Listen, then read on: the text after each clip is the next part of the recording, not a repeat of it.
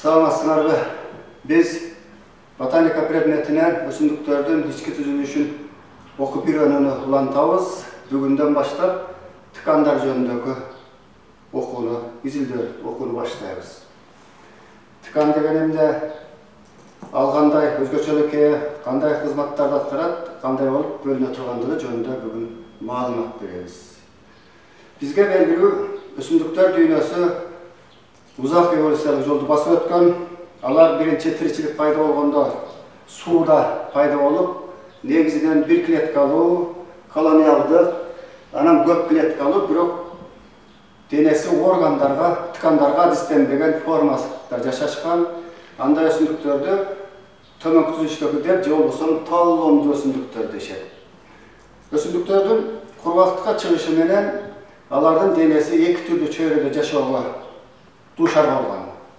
Абада жана жер астында. Натыйжада эки түрдүү кызматты аткарган клеткалардын тобу пайда болот дагы. Анан натыйжада эволюцияда акырындык менен ошол клеткалардын тобунан тыкандар келип чыккан. Тыкан деген эмне? Тыкан деген бул келип чыгышы бирдей, аткарган кызматтары окшош, ошого жараша түзүлүшү дагы окшош клеткалардын тобу. Биздин мына өсүмдүктөрүбүздүн бардыгында ал тыкан жок. Денеси канчалык чоң өлчөмдө болгонуна карабастан, денелер канчалык чоң өлчөмдө болгонуна карабастан, мисалы үчүн мыналарда деле бир нече ондогон метрге жеткендигине карабастан, денелери бир тектүү клеткадан тургандыктан аларды таллоомдуу организмдер дейт, же болбосо төмөнкү түзүлүштүү өсүмдүктөр деп айтат. Натыйжада эволюция процессинде өсүмдүктөрдө ар түрдүү кызматты аткарган клеткалардын тобу тыкандар келип чыккан. Эми тыкан деген окууну 17-кылымда күрүү малпигилер негиздешкен.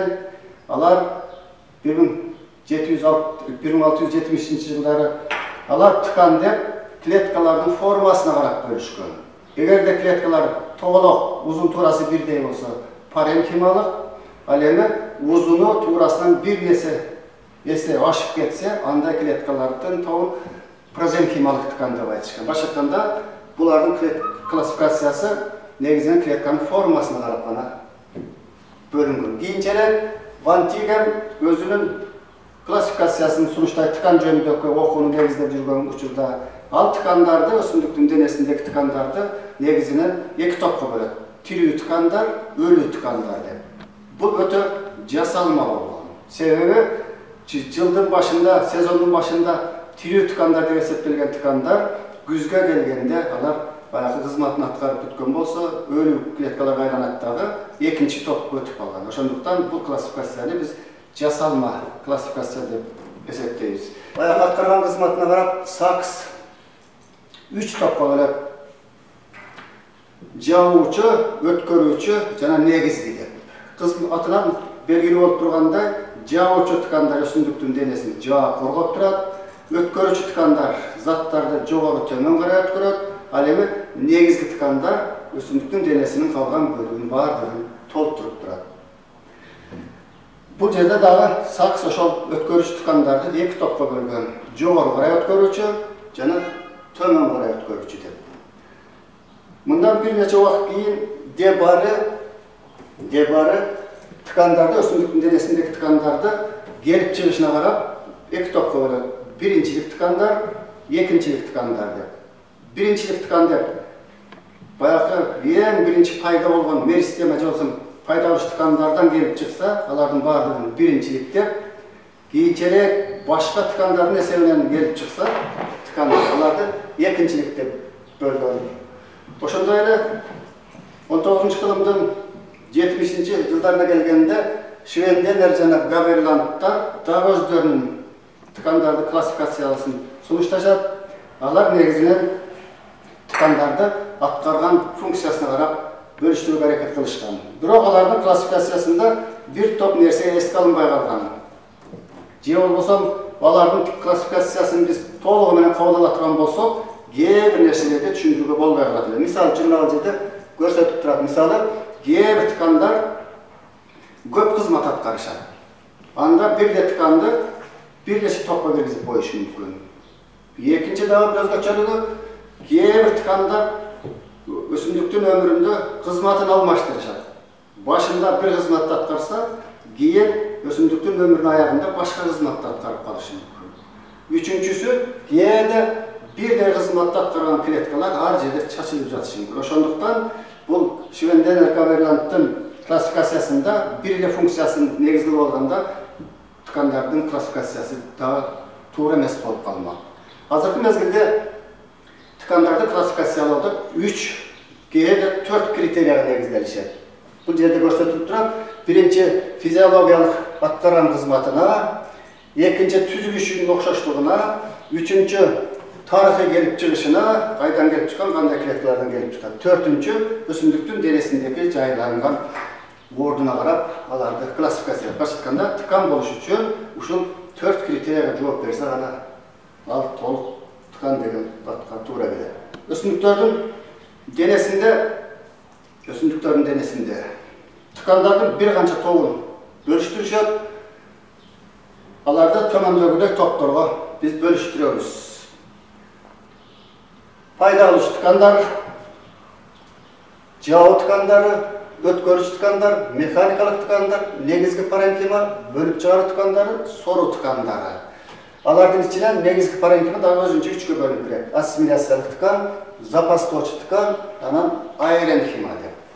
Бұл жерде біз ошол өсүмдүктөрдүн денесиндеги ткандардын дагы майда бөлүктөргө бөлүнүшү же болбосо алардын дагы топторун келтиргенбиз. Мисалы үчүн мына жерде көрүнүп турат.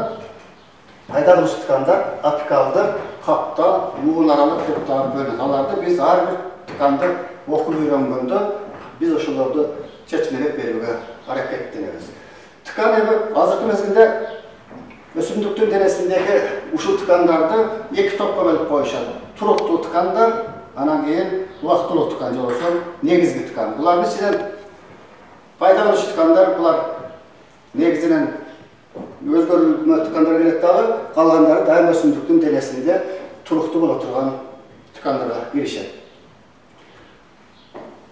Өсүмдүктөрдүн башка организмдерден, жануарлардан айырмасы, алар чексиз өсүүгө жөндөмдүү келишет. Башка айтканда, алардын өсүүсү ачык деп эсептелет. Ал эми жануарларда өсүү жабык. Белгилүү организм белгилүү жашка чейин гана өсөт дагы, андан ары өсүү токтойт.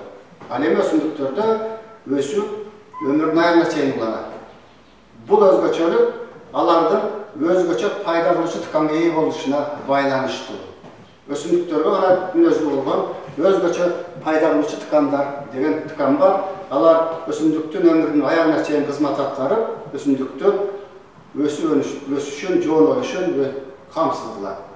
Бул ткандарды биз пайда кылуучу ткан же болбосо меристема деп атайбыз. Меристема деген сөз грекчеден которгондо бөлүнүүгө жөндөмдүү дегенди түшүндүрөт.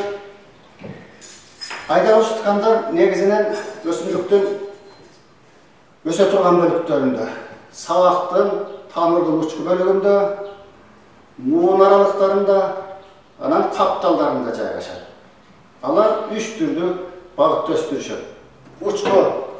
Учку меристемалар же болбосо пайда кылуучу ткан узатасынан өстүрөт.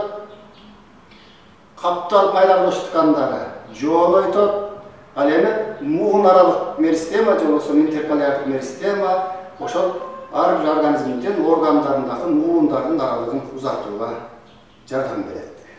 Бул пайда кылуучу ткандардын клеткалары башка клеткалардан өзгөчө бир топ белгилери менен айырмаланат. Алар төмөндөгүлөр. Клеткалары майда, тыгыз, изодиаметрикалуу. Узуну менен клеткалардын узуну менен туурасы бирдей. Клетканын ядросу ортосунда жайгашат. Вакуоль жок же болбосо вакуоль болсо дагы ал майда көбүкчөлөр түрүндө ар жерде чачылган абалда болот. Клетканын кабыгы негизинен пектинден турат. Өзгөчө зат бул жөнүндө биз биринчи клетканы окуганда айтып өткөнбүз. Целлюлоза клеткалык кабыкта аз болот. Баягы органоидтердин көпчүлүгү толук адистен кызмат аткарууга кирише элек болот. kletkadagı zapas zatlar az bolat. Eң münözlü belgisi bu пайда кылуучу тканы клеткалардын эң мүйөздүү белгиси алар чексиз бөлүнүүгө, жөндөмдүүлүгү. Ошол пайда кылуучу ткандагы чексиз бөлүнүүгө жөндөмдүү клетканын саны дагы каалагандай болбостон ар бир орган үчүн туруктуу болот. Мисалы үчүн кээ бир органдарда бирөө гана болот, андай чексиз бөлүнүүчү клетка, кээ бир органдарда экөө болушу мүмкүн, кээ бир органдарда үчөө болушу мүмкүн. Ошол чексиз бөлүнүүгө жөндөмдүү клетканы инициалдык клетка деп айтышат. Инициалдык клетка же болбосо мына которгондо латынчадан баштоочу клетка деп айтса болот. Аягына чейин мезгил менен иштеп, ошол өсүмдүктүн өсүүсүн камсыз кылат. Көбүнчө мисалы үчүн өсүмдүктүн сабагынын учку бөлүгүндө, эң учку бөлүгү менен өсүү конусу деп айтсак, ошонун эң учку бөлүгүндө бир же болбосо бир нече инициалдык клетка болушу мүмкүн. Ошол клеткалар эгерде кандайдыр бир сырткы себеп менен зыянга учурап калса, анда калган клеткалар чексиз бөлүнүүгө калышы мүмкүн дагы өсүмдүктүн органынын өсүүсү токтойт.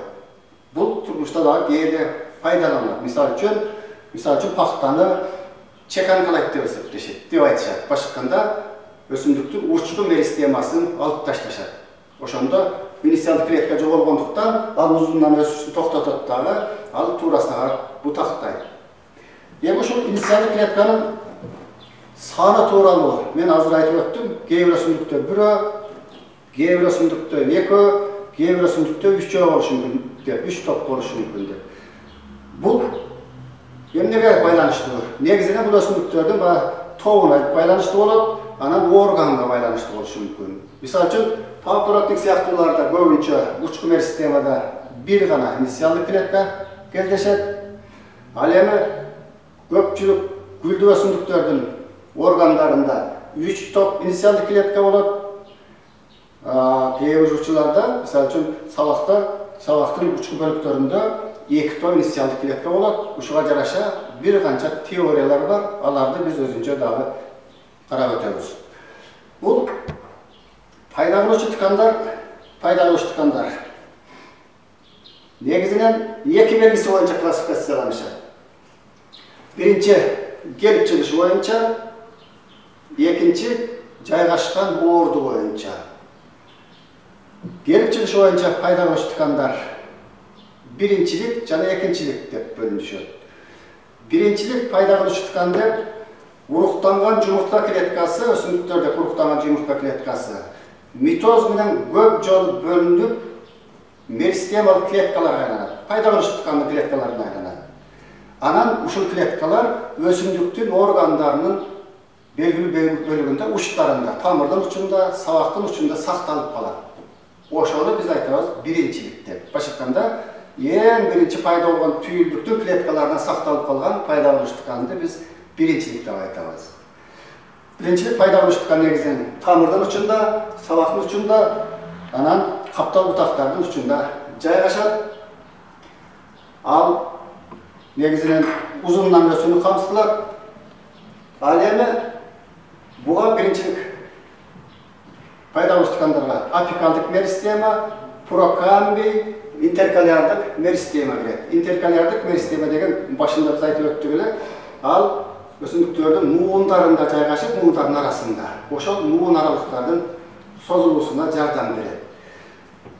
Экинчи өсүмдүктөрдүн мына жерден айта турган болсок, мисалы үчүн бул жердеги учку меристема жайгашкан орду боюнча. Каптал эми бул жерде конечно сүрөткө толук келтире албаган менен каптал меристемасы, анан муун аралык башка айтканда баягы муундарда жайгашкан меристема болуп эсептелет. Каптал меристемасы мына жерде көрсөтүп коюлган баягы көп жылдык сабактардагы жыл сайын өсө турган, баягы жонойуп өсүүнү камсыздала турган камбий кирет. Экинчи жайгашкан орду боюнча пайда кылуучу ткандарды чоң 3 топко бөлүшөт. Учку, каптал, муун аралык. Кээде буга 4-чүнү да кошушат, жара меристемасы деп. Жара меристемасы дегенибиз өсімдіктің денесінде қандайдыр бір бөлігі зиян ұшыраса, ошол бөлігі башқа клеткалардың есебінен пайда болушы тканға айланып, ошол бөлікті жаап кетеді. Мысалы үшін, қандайдыр бір өсімдіктің сабағын зиян ұшыраса, белгілі уақыттан кейін ошол жері қайра жабылып қалады. Ошол учурда пайда болушы жара мерістемесі пайда болып, ошол баяғы зиянға ұшыраған жерде жаап қалады. Осы апикалдық деп аталаттағы негізінен сабақтың ұшында, тамырдың ұшында болаттағы ұзынынан өсуді қамыс қылады. Ал эми каптал меристема бұл негізінен өсімдіктің жоон оюсын қамыс қылады. Мисалы үшін, көп жылдық сабақтарда жыл сайын өсіп, жылдық шакектерді пайда қылады. Ошол жылдық шакектердің пайда болушу, ошол каптал меристемасы болгон камбийдин иш аракетинен келип чыгат. Камбий мезгилдүү иштейт, жазда активдүү болуп иштеп, жаңы элементтерди пайда кылат. Ал эми күзгө келгенде ал майда элементтерди пайда кылат дагы, ошол жерде жылдык шакектин чеги пайда болот. Бул андан башка каптал меристемага феллоген кирет. Ал өсүмдүктөрдүн жабуу ткандарын пайда кылат дагы, көбүнчө баягы өсүмдүктүн көп жылдык сабагынын же тамырынын сыртында коргоо кызматын аткарган перидерма деген бар. Ошол перидерманы пайда болууга түздөн-түз катыша турган экинчилик каптал пайда кылыш тканы болуп феллоген саналат. Ал жөнүндө дагы биз кийин жабуу ткандары деген теманы өткөндө толугураак ал жөнүндө маалымат беребиз. Эми бул өсүмдүктөрдүн ткандарын ичинен эң негизгиси башкача бардык ткандарды пайда кыла турган ткан болгондуктан ушул ткандын иш аракетин башкарууга же болбосо аны акырындатууга же болбосо болот. Мисалы үчүн багбандар, бакчылар көбүнчө бакты кескен учурда, баягы мөмөдүрөт дарактарын кескен учурда ушул пайда кылуучу ткандарын алып таштап, же болбосо кайсы бир бөлүгүн сактап калуу менен өсүүнү белгилүү убакытта өзгөртүп форма беришет. Башка айтканда, ошол кубулушту башкарып өсүмдүккө ар түрдүү форманы беришет, же болбосо түшүндүрүүнү арттырууга мүмкүндүк түзүп беришет. Ошону менен биз ткандардын жөндөк окуунун биринчи темасын бүттүк. Саламаттыгыңыздар.